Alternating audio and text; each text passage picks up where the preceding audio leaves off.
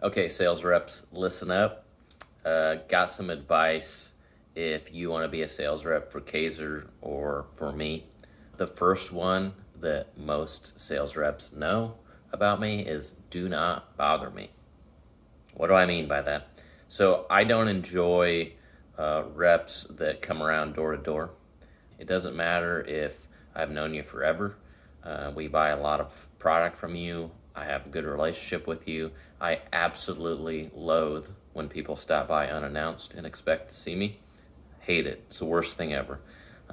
If you want to talk to me and see me and you think that you need to come down in person because you want to do something that's a surprise and delight for the guys or whatever, fantastic. Let me know ahead of time. Email me, call me, call Abby or Chloe and get something set up on the calendar so I know that you're going to be here. I'm busy. I got plenty of stuff that I need to be doing. I don't want you to stop by unannounced. I hate that. That bothers me.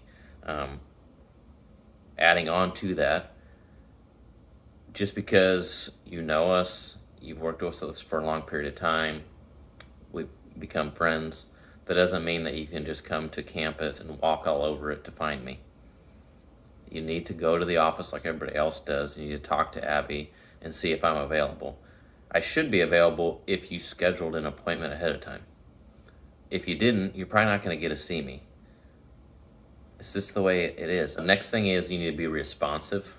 When I do need something, since I really don't require much of your time at all, I don't need to be taken care of and bring us all these fancy things or bring me this catalog or bring me this new device that is actually a piece of crap that I don't want to buy. But what I do need is if I need a quote or I have a question, typically I'm going to email it, might call if it's really urgent. I just need responsiveness. I'm not asking for 2 seconds later to get a response. I'm asking if I send an email within 24 hours, I need a response. And that's including on the weekends, okay? I get that not everybody works their face off and that they have time off and things like that.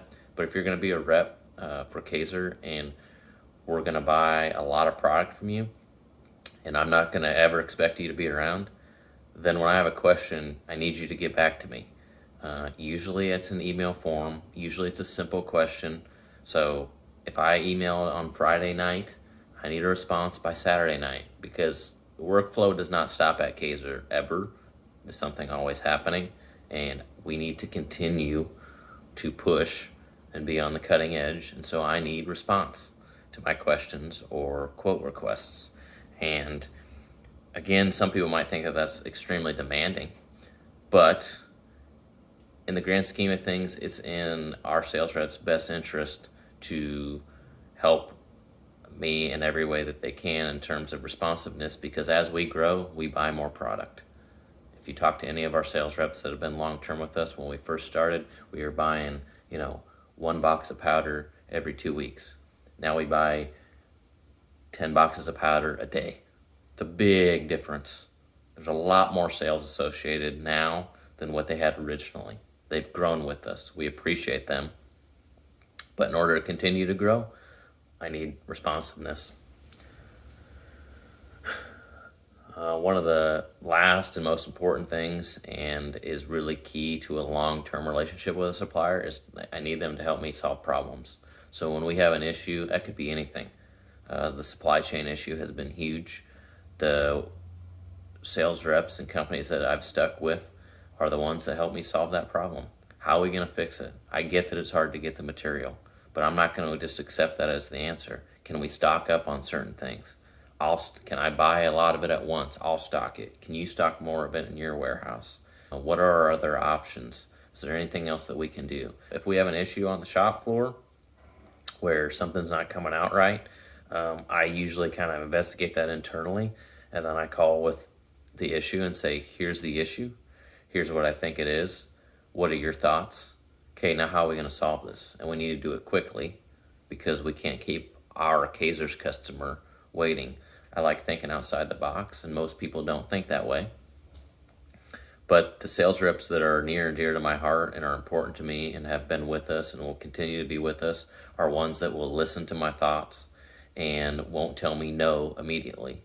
The biggest way for me to not want to buy a product or discontinue our relationship with the supplier is if I have a question or a concern or just a thought about, like, okay, what this is an issue that's come up. What if we do this, this, and this? Or what if this is an option? I understand nobody else does it this way. I understand that would be, a lot of people would say no, it can't be possible, but I think it is. What do you think? And I just want their unfiltered opinion of, okay, let's step over the fact that the initial answer would be a no, and let's ignore that, and let's explore why this could possibly work. Those are the sales reps that I love. That's where we can make huge gains together. I want someone to tell me, well, if you want to try it, go ahead. I'm not going to tell you that you can't do it. Here's my advice when you try it. Here's a couple things that I know that I've literally seen myself, so don't retry these because I know they won't work. I saw it. But yeah, you might be onto something. Those are the reps that I like to deal with. And probably lastly, one of the biggest things for me with sales reps is just how we communicate. I know I talked about, like, don't bother me, don't stop by. That is kind of how sales reps have always operated. It's kind of, I'm gonna come see you in person, show you that I'm supporting you, I'm gonna shake your hand, I'm gonna look you in the eye. And that's great for the older generation. I don't need that interaction. That's why I say don't bother me. The way I like to communicate is through email typically, because that's the fastest. I can send you an email at 9:30 at night when I know good and well that you're done with your workday, but I know you'll see it first thing in the morning. And I don't have to remember to call you, or I don't have to wait for you to stop by. One thing that frustrates the ever living out of me is, even I'll have long-term relationships with reps, and then they'll email me or call me like, hey, just wanted to know if you needed anything. No. If I needed something, I would let you know. You don't need to remind me that I haven't bought whatever supply in a while. I know that I haven't. We don't need it yet. We haven't been using it a lot. I will get the order in when I need to get the order in. If I needed something, I would have told you I need you to be in town at this time. That would have already been communicated.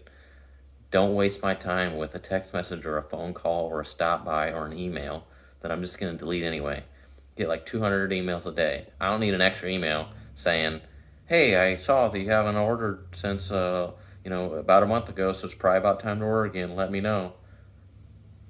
What was the purpose of that?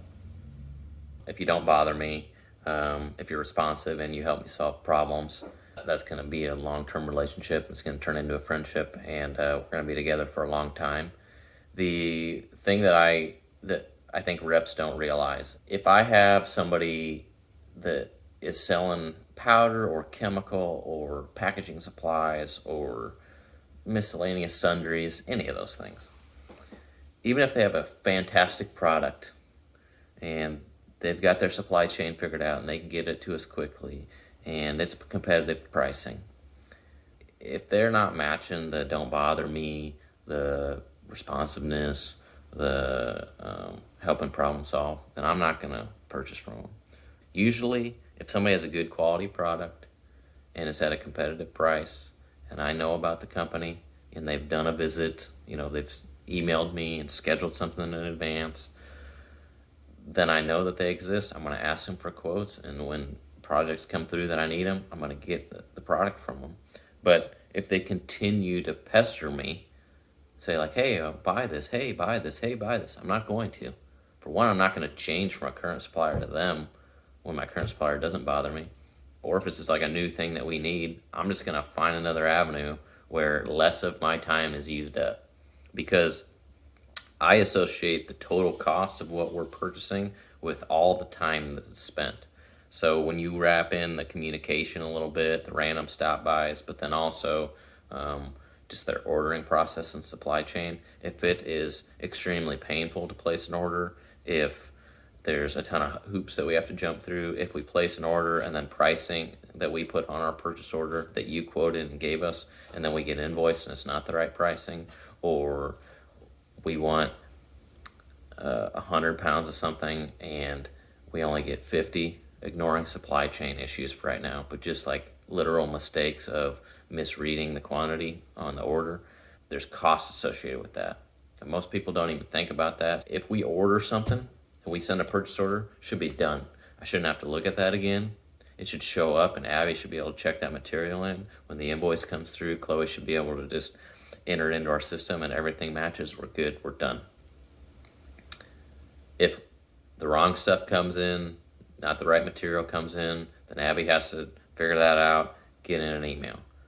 Then at that point, we've got to communicate with Chloe and make sure that she knows we don't enter that bill yet because the right stuff wasn't delivered. And then Chloe's like, oh yeah, and by the way, they charged us the wrong price. Look at all this time that we have to waste. All of that time spent is increasing the cost per pound of that powder. It's increasing the price per gallon of that chemical.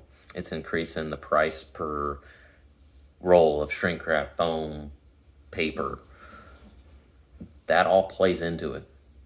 So just because you have a super amazing, awesome, aggressive price and a good product, if your whole other part of the ordering process and communication process sucks, then the cost of your product is actually extremely high compared to somewhere else where you just literally, the best suppliers are where we ask them to quote it. They give us a quote. We send a purchase order. It's done. Shows up with the amount. And I'm saying ignore supply chain issues because I don't want comments about, well, the supply chain is creating difficulty. I know it is. It's creating it for everybody. I understand that, and I'm not harping on people because of that, because that is 100% unfair. So again, to kind of sum it up, don't bother me, meaning don't stop in unannounced. Even if you've known me for a long time, we're super busy. Let us know that you're coming. You got to be responsive. I feel like I'm really demanding on the responsiveness way more than anybody else, but I don't require all the foo-foo that everybody else requires.